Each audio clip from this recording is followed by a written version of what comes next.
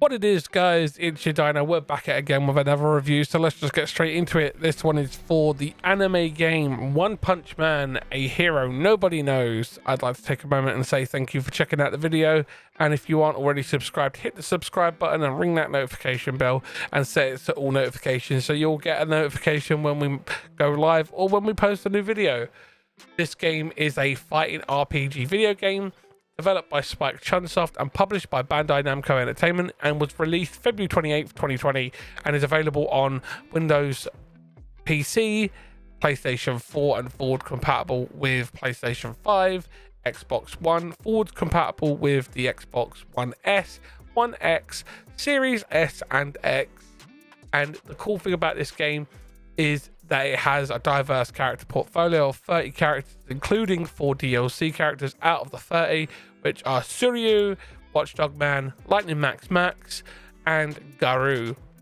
So this game is very unique in the fact that you can create your own character, you can have different fighting styles and stuff like that, and it has both an online and offline play style. You could do online multiplayer, you could do offline single play, free battles and stuff like that.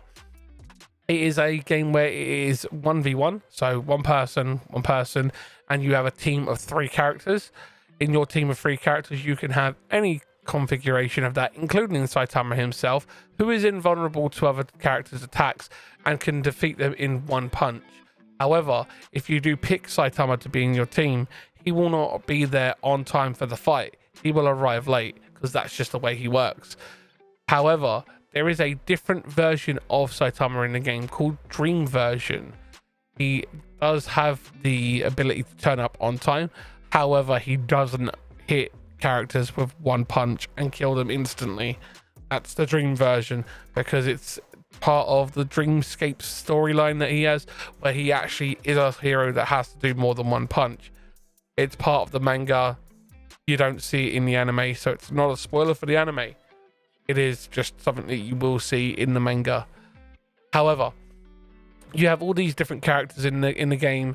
You have characters that are the bad guys and the good guys. You like, for example, you've got Crablante, you've got Mosquito Girl, you've got Deep Sea King. They're some of the bad characters. And then the good characters, you've got Metal Bat, you've got Moomin Rider, you've got Saitama himself, you've got Genos, you've got Handsome, Carmen, and My Mask. There's so many different characters. I could sit here and list them all off. However, this game wasn't actually received very well in its review stage. It got Metacritic scores of 57 out of 100 on the PlayStation 4 and Xbox One scores of 59 out of 100. The publication review scores that reviewed it was Famitsu, IGN, Push Square, and Shack News, and they gave it 6 out of 10 from IGN, Push Square, and Shack News. And Famitsu's scoring system was 29 out of 40. They gave it a 7, 7, 7, and an 8. The game has an estimated copies sold of 4,500 in Japan in its debut week, which ranked it in the 18th highest selling physical copies of the game on its release week. Its second sale is no longer charted by Famitsu, but it was in the top 30 sales chart, which is pretty interesting. The game has a lot of different unique story aspects to it, where you are playing your own character that you can design, and as you develop through the storyline, you can unlock different facial expressions, different faces, hairstyles, clothing, and stuff like that. And you can improve your hero rating through different quest lines, and you can do help quests and you can do support quests and stuff like that. It does add a lot of fun to it. The fighting style mechanic that they use, where characters can run in, as you can see on the right, the villain was going to get an assist from another character there. At the start of the fight, there was a My Mask come in and give help on that side. It's actually really cool. I do think they've done a really good job of it. The game has a lot of replayability in the fact that you can do different character build styles, in the difference of being a character that uses weapons, or a character that is muscular, or Saitama style, or Genos style, and you can do all these different cool things. And I feel that versatility does add a lot of replayability to it. You can also see that you can add in stats and increase your characters appeal and all these other different versatility stats. And as you play through, you can also develop social strength for different characters, which means that they're more prone to be turning up to help you in fights, which means that you can develop these relationships with these different characters by helping them, by interacting with them, helping them on their own missions and their own quests, and they will want to do team-ups events with you and stuff like that. It does add a level of playability and fun to it. The online may not have the greatest of player base, but it is fun. There are some issues with connectivity. If people are on very poor Wi-Fi, the game is kind of unplayable because it's peer-to-peer, and that is an issue with any fighting game, because the person with the worst connection has the most advantage. They could kind of like lag about and get you when you're least expecting it. That is a problem with fighting games, but I feel that overall this game doesn't let you down too much. It is a lot of fun to play. I do feel that the art style that they've used is very good. The weapons that your characters can create in their arsenal and the way they fight is very versatile. The stat system that they use is very unique, using hero points, which is like a currency for your character to increase their power based on how they perform in a fight or a mission or a battle. I do like that, and the way that the storyline progresses is kind of fun, because it also ties into the anime as well. When Saitama would come in to fight certain enemies like Vaccine Man, you'll see him one punch Vaccine Man, and it does tie in with the anime and the way they've done that.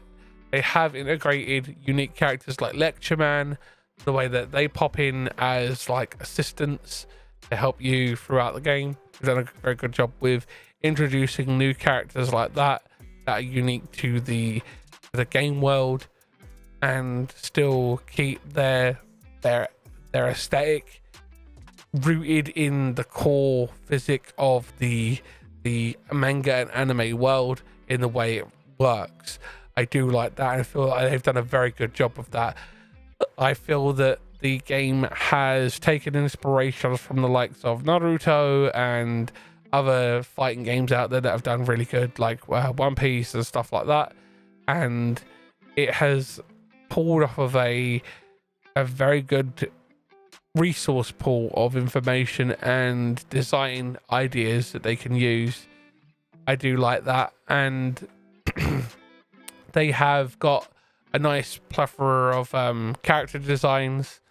I do stream also over on Twitch. You can check me out there. Link will be in the description. The art style, the voice acting, it's all great. They've done a really good job of it. I feel that this is a game that is a hidden gem, because a lot of people are like, oh god, not One Punch Man, it's going to be a very repetitive game. But it's actually not. It's actually a lot of fun. They've done a really good job with creating an RPG aspect within a very one-track minded anime style of gameplay, which is very fighter-esque gameplay in the anime space. And I feel that they have taken that and tried to lead in a different direction and focus more on the RPG side by leveling up your character, creating relationships and stuff like that, because diversity within one genre of game space is actually very good for that genre in total. And I feel like they have tried to do that very well here. I feel that the introduction of an RPG element to this game is key to this game being a hidden gem, because it has allowed them to come up with something unique, yet sticking true to the anime in the fact that it is combat driven. And I feel that that is key to why this game can do well, because it goes down its own path in the RPG aspect, but it still holds true to the anime in its battle aspect. And overall, I'd say I've got about 40 to 50 hours. I showed some early gameplay because I didn't want to spoil any of the game. As you know, I don't like doing spoilers for you guys. And The character development that you create with your character in regards to other people is very, very cool. You can go on these really cool missions and do some really cool stuff as the character development happens. The online has its flaws, but I feel that that's true with any game nowadays when it comes to online. The character versatility and diversity is definitely there. For example, with this character with the horse head, definitely is very on point with the weirdness of the One Punch Man universe. For example, Crublante, Mosquito Girl.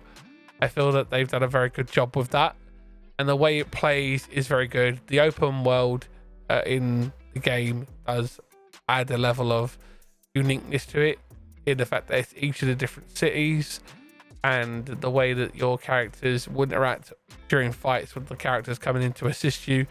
A very good job. So overall, playability 10 out of 10. Replayability definitely up there, high 9s. The fun factor in the fact that you can create your own character, definitely a 10 out of 10. However, the fact that they've also included a lot of the characters from the core manga and anime is definitely a home run for me. I do like that. So in overall, I definitely say pick this game up if you can. They do actually have it on sale quite regularly on the Bandai Namco website quite often when they do their sales. So check it out. Thanks for watching, guys. See you in the next one. Bye.